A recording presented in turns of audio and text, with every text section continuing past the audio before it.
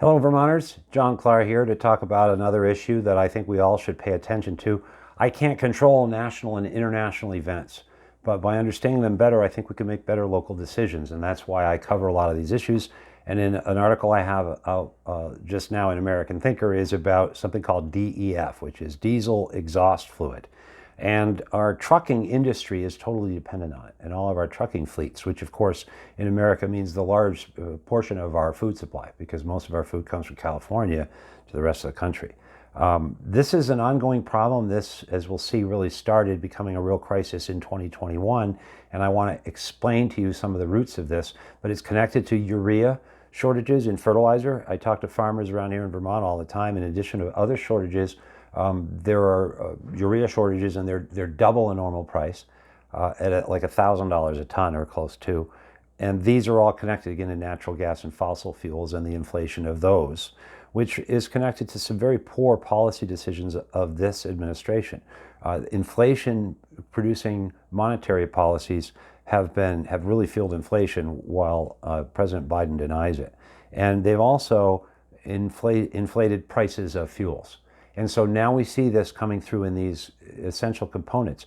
DEF is 32.5%, urea, and 67.5% water. You would think we could make that in this country. And this really became a crisis because we sort of have this sort of Soviet 5-year plan where the government has decided that private industry, meaning truck manufacturers, must install DEF technologies as an afterburner or after treatment technology, so that after there's a burning of the diesel, this is sprayed in through the diesel system with lots of microchips and things, so that it's very effective at reducing pollution.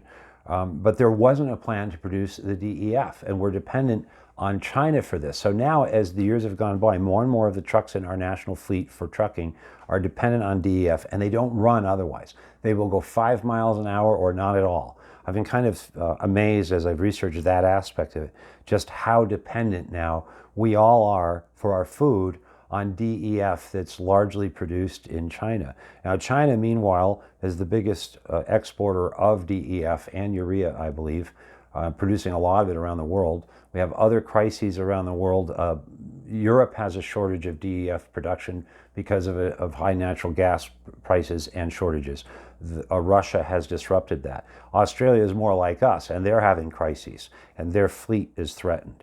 China last year was worried about food production for its own people, so it cut back on exports of urea, and also it had power outages, and it had to allocate some production facilities to urea and fertilizer production and away from DEF production.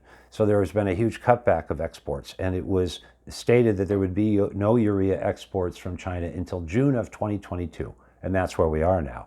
So I do not know. I've been researching and we don't have word right now, but that could have a huge impact on our ongoing crisis.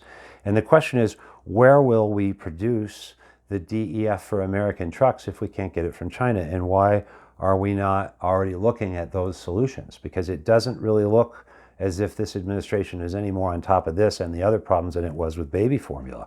And I don't really care which party you are. These are the kinds of policies that I've been talking about in my farming manifesto. I'm running for state senate here in Vermont because our local responses to these national and international forces are important, and Vermont can do a lot. And if any state can do a lot, it would be Vermont, for reasons that I go into in other writings and videos.